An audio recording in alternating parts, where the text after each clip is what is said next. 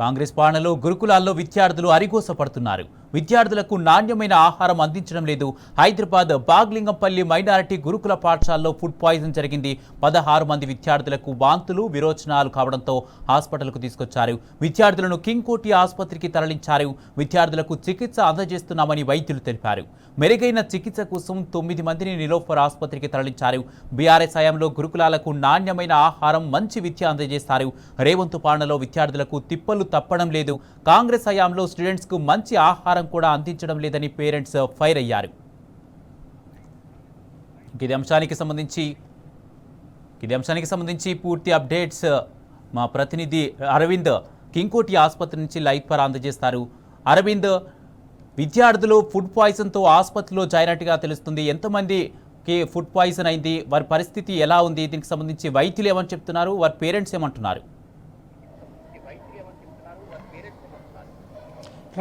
కుమార్, ఏదైతే చూసుకుంటే బాగ్లింగంపల్లిలో ఇప్పటికే ఫుడ్ పాయిజన్తో 16 మంది కూడా హాస్పిటల్లో జాయిన్ కావడం జరిగింది. ఏదైతే నిన్న రాత్రి దిన పెరుగన్నం కూడా దానివల్ల కూడా ఫుడ్ పాయిజన్ అయిందంటూ కూడా ఇప్పటికే విద్యార్థులు తెలిపారు. ఉదయం సమయంలో కూడా వాళ్ళు ఉప్మా తిన్నారంటే ఆ ఉప్మా కూడా కొంచెం ఎఫెక్ట్గా అయిందని కూడా ప్రధానంగా విద్యార్థులు కూడా చెప్తున్నారు. ఉప్మా తిన్న తర్వాత కూడా ఇప్పటికే వాళ్ళకి వాంతులు విరోచనాలు కూడా అవుతున్నాయి. నిన్న రాత్రి నుండి కూడా వాళ్ళకు ఆ వాంతులు విరోచనాలు కావడంతో అక్కడ లోకల్గా ఉన్న ఏదైతే డాక్టర్ ఉంటారో తన దగ్గరికి తీసుకెళ్లారు. అప్పుడు కొన్ని మందులు ఇచ్చారు. అప్పటి వరకు నార్మలే ఉంది. దాని తర్వాత కూడా ఇంకొంచెం మందికి కూడా కొంచెం సివియర్ కూడా కావడం జరిగింది. దాంతో ఈరోజు మధ్యాహ్నం కూడా 12 గంటల ఆ సమయంలో కూడా విద్యార్థులందరినీ కూడా కింగ్ కోటి హాస్పిటల్ కూడా 16 మందిని కూడా తరలించారు.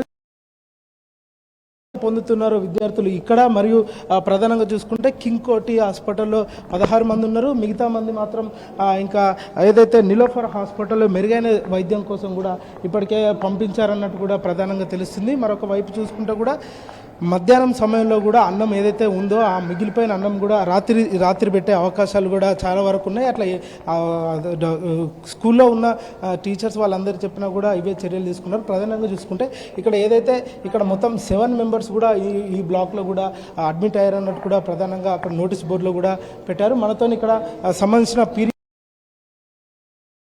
అసలు పూర్తి వివరాలు తెలుసుకుందాం. వాళ్ళ పేషెంట్ల కండిషన్ ఎలా ఉంది, ఏ విధంగా క్యూర్ అవుతున్నారని. సార్ చెప్పండి, పేషెంట్ల కండిషన్ ఏ విధంగా ఉంది? మన దగ్గరికి ఇక్కడికి డిస్ట్రిక్ట్ హాస్పిటల్ కింగ్ కోటికి మధ్యాహ్నం 12:30 ఆ ప్రాంతంలో 16 మంది పిల్లలు వచ్చారండి. కడుపు నొప్పి, వామిటింగ్స్, లూజ్ మోషన్స్ అని. ఇప్పటివరకు అయితే వాళ్ళందరికీ ఏ ప్రాబ్లం అయితే ఏం లేదు. బేసిక్ ట్రీట్మెంటు, రీహైడ్రేషన్ అవన్నీ ఇస్తున్నాం. ఇప్పుడు సపోర్టివ్ మేనేజ్మెంట్ మీద ఉన్నారు. రేపు మార్నింగ్ వరకు అబ్జర్వేషన్లో పెట్టి మంచిగా ఉంటే అందరినీ డిశ్చార్జ్ చేస్తాం. ఇప్పటివరకు అయితే ఎవరికి ఏం లేదండి. అట్లా ట్రీట్మెంట్ ఇప్పుడు ఫుడ్ పాయిజనింగ్ సస్పెక్ట్ చేస్తున్నాం. సో వాటికి యాంటీబయాటిక్స్ అవి, ఫ్లూయిడ్స్, ఓఆర్ఎస్ అవి, సపోర్టివ్ మేనేజ్మెంట్స్ అవి ఇస్తున్నాం. అంటే సిబిపి అవి వచ్చినాయి. అవి అయితే ఓకే ఉన్నాయి ఇప్పటి వరకు అయితే. కొన్ని ఐపీఎం ల్యాబ్స్కి అవి బయటకి పంపించినాము. సో అవి అవైటెడ్ ఉన్నాయి, ఇంకా రాలేదు. అది సస్పెక్ట్ చేస్తున్నాము. అది ఓకే సార్, రైట్. ఏదైతే మనతోని పీడియాట్రిక్ డాక్టర్ గారు ఉన్నారు, ఇతని పర్యవేక్షణలో కూడా ఇప్పటికే ఇక్కడ ప్రతి ఒక్క పిల్లల్ని కూడా పర్యవేక్షిస్తున్నారు. ప్రస్తుతానికి ఇక్కడ పిల్లలకు సంబంధించిన తల్లిదండ్రులు కూడా వాళ్ళందరూ కూడా ఇక్కడికి చేరుకున్నారు. పిల్లల ఆరోగ్యం ఏ విధంగా ఉందో అన్నట్టు కూడా ఆందోళన చెందుతున్నారు.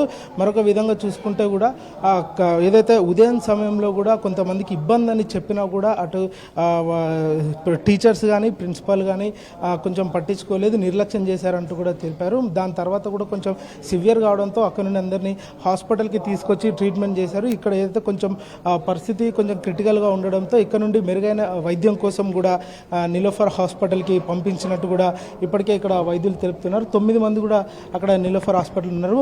ఇక్కడ కొంతమంది కూడా పేరెంట్స్ ఉన్నారు. ఈ పేరెంట్స్ని అడిగి తెలుసుకుందాం. మీకు ఏ టైంకి చెప్పారమ్మా? ఇప్పుడు 5 గంటలకు చెప్పారు. ఏమన్నారు? టీచర్ పాపకి బాగాలేదు రండి అని చెప్పారు.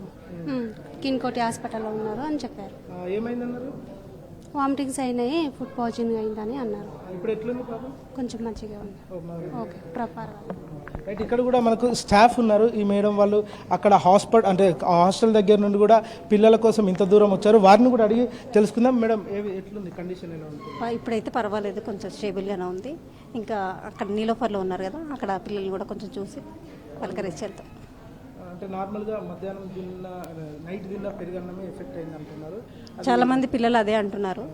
మిగతా పిల్లలు కూడా తిన్నారు కానీ మరి ఏంటో మరి నేను బ్యాడ్ లక్ అనాలో ఏమనాలో తెలియదు కానీ అన్ఫార్చునేట్గా ఇన్సిడెంట్ అయిపోయింది. మొత్తంగా మనకు ఇక్కడ అక్కడ కలిపేసి 27 మెంబర్స్ అండి.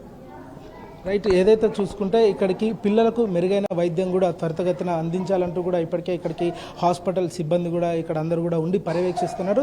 ఏదైతే పీరియాటిక్ డాక్టర్ సమక్షంలో కూడా వాళ్ళందరినీ ఒక రోజు మొత్తం అబ్జర్వేషన్లో ఉంచి తెల్లారి ఏ విధంగా రిపోర్ట్స్ వస్తాయో దాని ప్రకారం కూడా వాళ్ళు ట్రీట్మెంట్ కూడా స్టార్ట్ చేయాలా లేకపోతే డిశ్చార్జ్ చేయాలనే దానిపైన కూడా ఇప్పటికే డాక్టర్లు ఆలోచిస్తున్నారు. అటు డిస్ట్రిక్ట్ అడిషనల్ కలెక్టర్ కానీ మరి అందరు కానీ దీనిపైన త్వరితగిన చర్యలు తీసుకోవాలి. అసలు ఏ విధంగా అయిందో కూడా దీనిపైన ఒక కమిటీ వేసి దీనిపైన ఏ విధంగా ఫుడ్ పాయిజన్ అయిందన్నట్టు కూడా విచారణ. Studio Raj Kumar. Right, thank you Arvind.